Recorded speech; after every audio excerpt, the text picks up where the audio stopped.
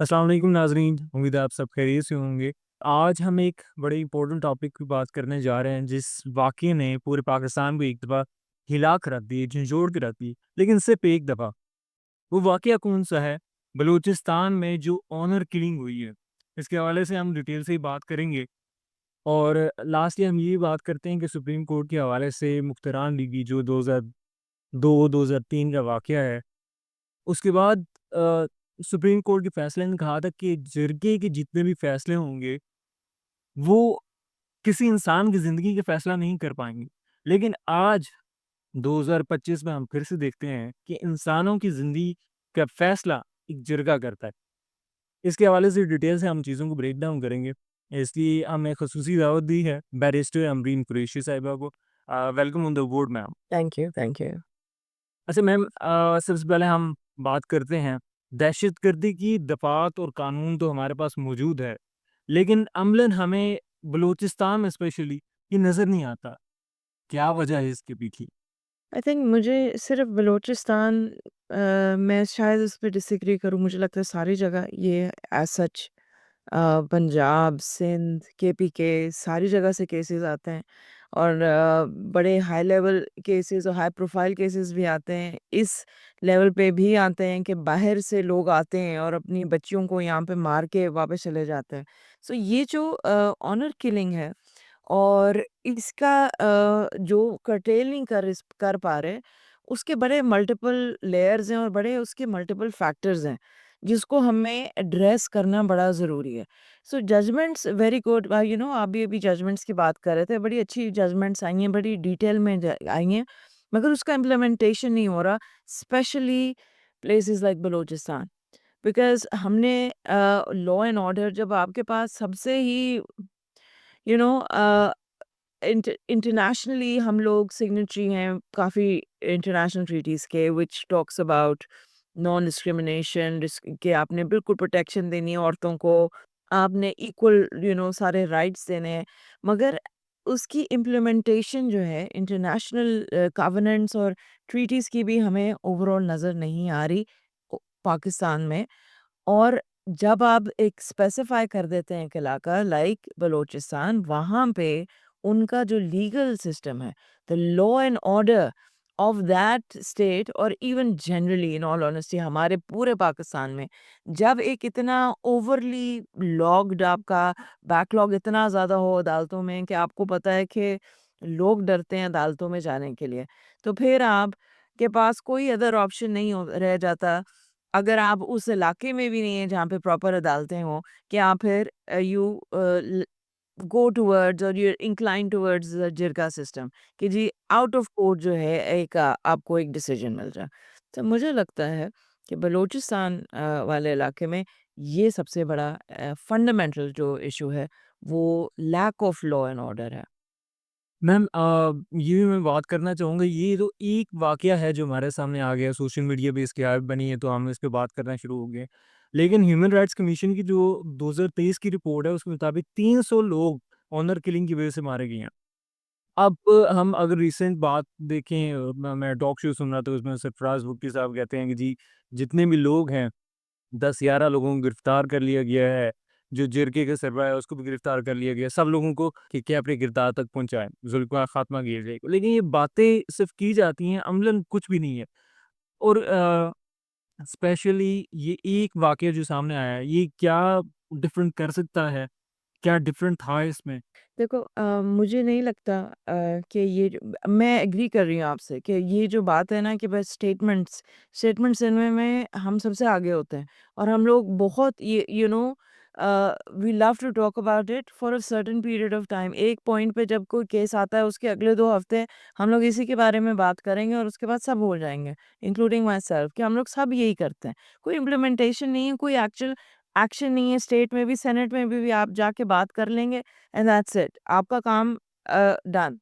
मगर मुझे ये एक चीज़ जो फंडामेंटल फ्लॉ है, वहाँ पे अगर आप उसको एड्रेस नहीं करेंगे तो ये ऐसे केसेस आते रहेंगे।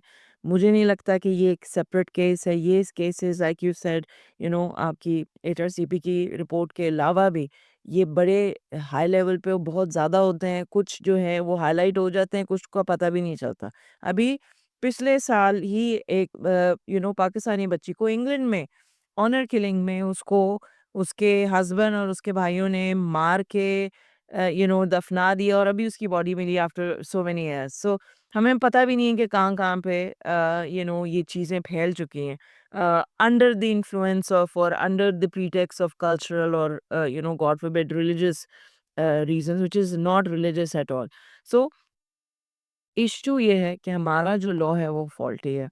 हमारा ऑनर किलिंग का लॉ गलत है, उसके ऊपर हमने काम किया ज़रूर है। हमारा 2016 का जो लॉ बनाया गया है उसपे वो भी तभी एक सोशल मीडिया पे बहुत जब अप्रोर हुआ कंदील बलोच के केस के वक़्त, तभी ये अमेंडमेंट्स और ये लॉ केम इंटो प्लेस। मगर उसमें फंडामेंटल 2 चीज़ें हैं, वो अगर हम कर लें वन ये जो किसास है ब्लड मनी, जब आप इसको एक तो इसको ऑनर किलिंग कहना छोड़ दें। मुझे नहीं लगता अगर आप इसको ऑनर किलिंग कह रहे हैं, हम सारे कह रहे हैं, तो फिर हम एक्चुअली एक्नॉलेज कर रहे हैं कि ये ऑनर की वजह से किलिंग हुई है। सो हमें चाहिए कि इसको this is murder, this is actually properly decided and calculated murder जो होता है। सो वन इसमें किसास इस पे नहीं होना चाहिए, blood money. Secondly complainant complainant जो है mostly fam it has to be your वली और your family member you see. और जब वो आ जाते हैं और वहाँ पे ब्लड मनी के प्रीटेक्स्ट में या चलो मैंने माफ़ कर दिया, उसके प्रीटेक्स्ट में फिर वो केस आगे नहीं जाता। पहली बात ये। दूसरा ये कि सज़ाएँ अगर हम देखें since the time of partition अभी तक शुरू से ही अगर आप ऑनर किलिंग के केसेस उठा लें, आपको नज़र आएगा कि कितनी लीनिएंट जजमेंट्स आई हैं हमारी अदालतों से ऑन ऑनर किलिंग। सो आपको नज़र आएगा कि 14 मंथ्स दिए हुए हैं एक हस्बैंड को, वो फेल्ट के अच्छा देयर वाज़ समथिंग रॉन्ग, उसकी बीवी कुछ गलत हरकत कर रही है तो उसने उसको मार दिया। सो ये जो प्रोवोकेशन का जो डिफेंस है कि जी मुझे लगा और मैंने मार दिया, और उसके ऊपर फिर आप जब डिसीजन दे रहे हैं वो 14 मंथ्स दे रहे हैं या 7 साल या कुछ भी दे रहे हैं, वो गलत है। So implementation and trainings are extremely important and before that change of the law. अगर स्टेट स्टेप इन नहीं करेगी और स्टेट नहीं प्रोटेक्ट करेगी, और वो जो मैं शुरू में बात कर रही थी इंटरनेशनली हमारी ट्रीटीज हमारी कन्वेंशंस कह रही हैं protection of all citizens of your country, तो कहाँ पे है ये प्रोटेक्शन? आप कैसे एक्सपेक्ट कर रहे हैं कि एक कंप्लेनेंट जो है, और वो भी इस केस में जिरगा के सामने, एक कंप्लेनेंट किस तरीके से और कितनी देर तक अपनी कंप्लेन उसकी जो है वो मेंटेन रख सकता है with so much pressure in a city और इन अ प्रोविंस लाइक बलूचिस्तान। सो ये चीज़ें अगर प्रॉपर्ली एड्रेस नहीं होंगी तो ये तो चीज़ें ऐसी चलती ही रहेंगी। और सोशल मीडिया में ये जो हाइप बनी है, ये वक़्ती तौर पे ये लॉन्ग टर्म में कुछ फ़ायदा भी दे सकती है, जैसे हम डिस्कशन वगैरह भी कर रहे हैं, अवेयरनेस पे भी काम कर रहे हैं। लॉज़ के हवाले से डेफ़िनेटली आपने बात की, उसको इम्प्लीमेंट करवाने की तरफ भी जाना चाहिए। और दूसरा साथ ये भी हुकूमत की तरफ से, अब एफआईआर की बात करें, उसमें मुद्दई वगैरह तो बनी है। लेकिन एग्ज़ीक्यूट करने के टाइम टाइम पे और लॉन्ग टर्म में फिर उसका कोई बेनिफिट नज़र नहीं आता। बिल्कुल, आई थिंक सिर्फ़ एफआईआर्स के बाद आपका जो इन्वेस्टिगेशन ऑफ़िसर है, उसका क्या रोल है? फोरेंसिक एवरीथिंग जो-जो स्टेटमेंट्स आ रही हैं, कब वो स्टेटमेंट्स ले रहा है, इसके लिए बहुत ज़रूरी है, एक तो हमारे ट्रेन नहीं है। जो पुलिस वाले स्पेशली इस टाइप के इलाके में, आप हमेशा हम समहाउ जब हम बात भी करते हैं, हमारा law somehow is applicable only to Lahore, Islamabad and Karachi. हम बाकी और पाकिस्तान ऐसा लगता है एक्ज़िस्ट ही नहीं करता, यू नो? सो एक तो ये कि एक बड़ा ही सेम लेवल पे लॉ एंड ऑर्डर और उन सब के जो स्टेट डिपार्टमेंट्स हैं, पुलिस हो गया, लॉयर्स हो गए, जजेस हो गए, इनको आपने ट्रेन करना है।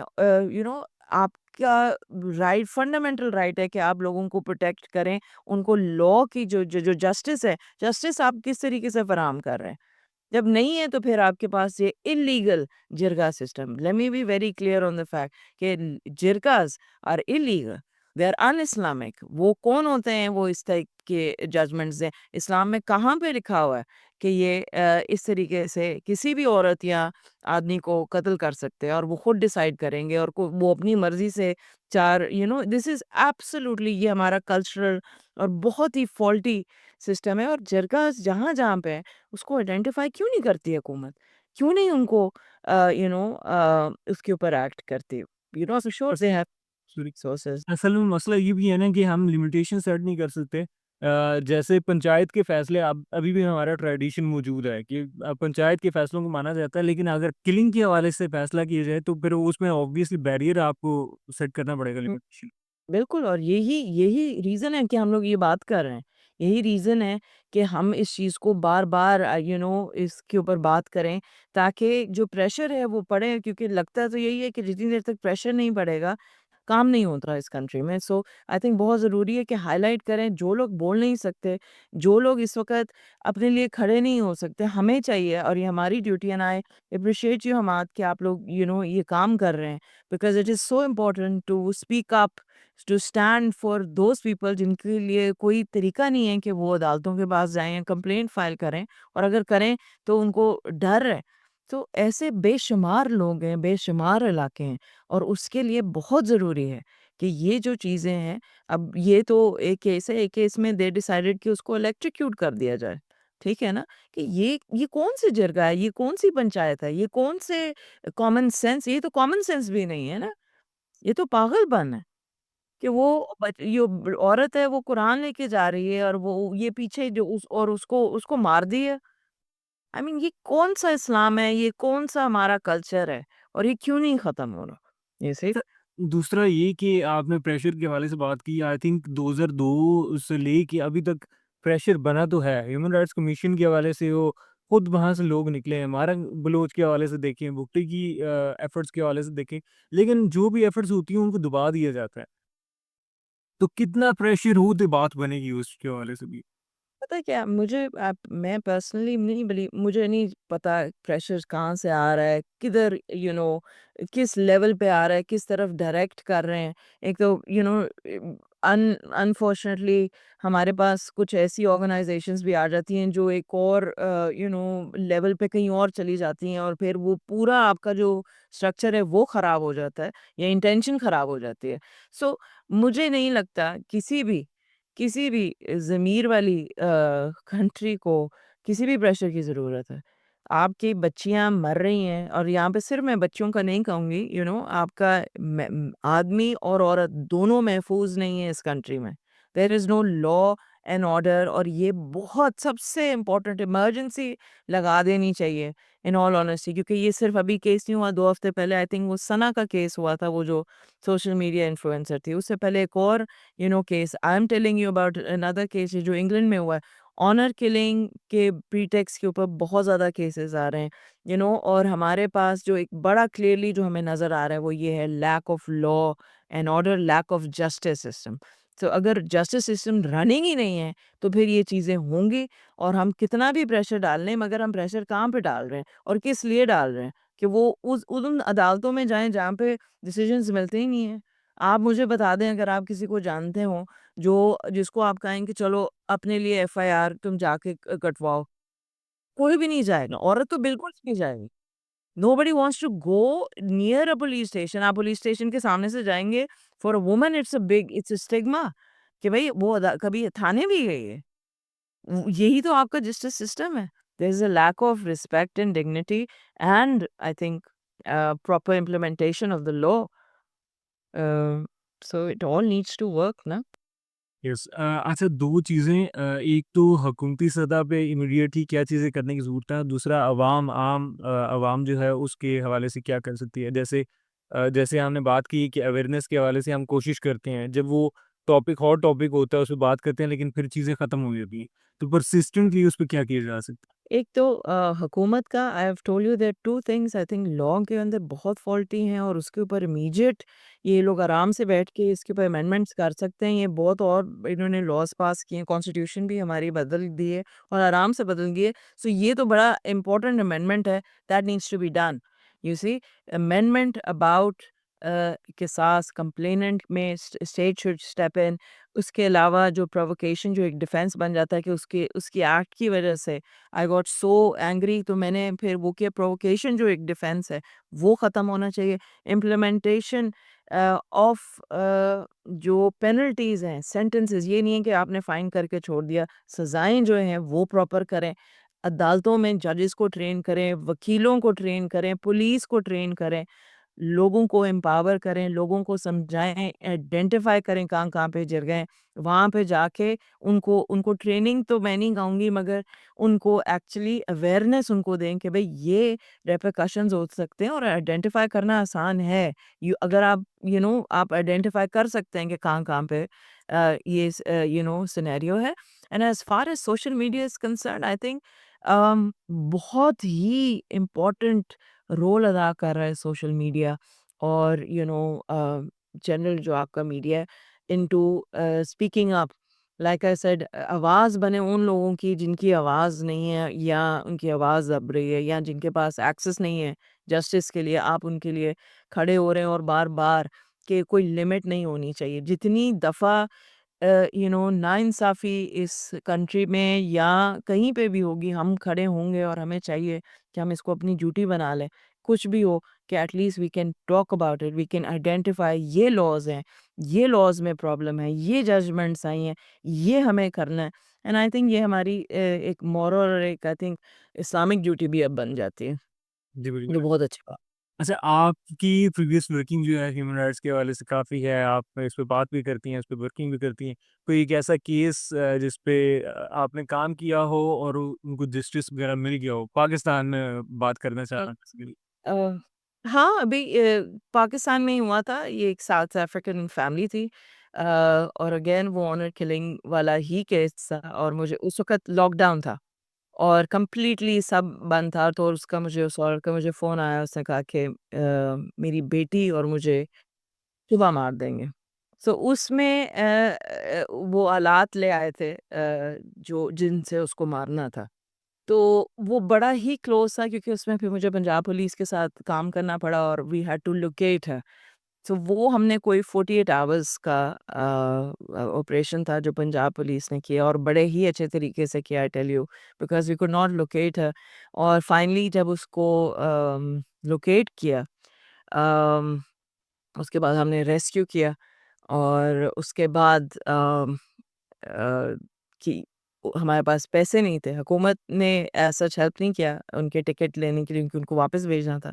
सो I had to help them and I asked a friend as well. So we got the tickets for them and we sent them back. मगर आई थिंक वो बहुत ही चिलिंग और बिल्कुल मूवी लाइक था। और उसके बाद फिर साउथ अफ्रीकन गवर्नमेंट ने फिर एक एप्रिसिएशन सर्टिफिकेट भी भेजा था। सो आई थिंक वो बड़ा फ़िल्म लाइक था कि वो हम एक्चुअली उसको ढूँढ रहे थे और फिर फाइनली हमें पता था कि उसको उसका मर्डर होने वाला है। तो वो भी सोशल मीडिया के थ्रू काफ़ी हेल्प हुई उसको सॉल्व करने में। Thank you so much. Ma'am, thank you so much for your time and I really appreciate your efforts. इंशाल्लाह हम नेक्स्ट वीडियोज़ में भी इस हवाले से बात करते रहेंगे। Thank you so much again. अल्लाह हाफ़िज़। Thank you for all the work you're doing. Thank you. Thank you. Thank you.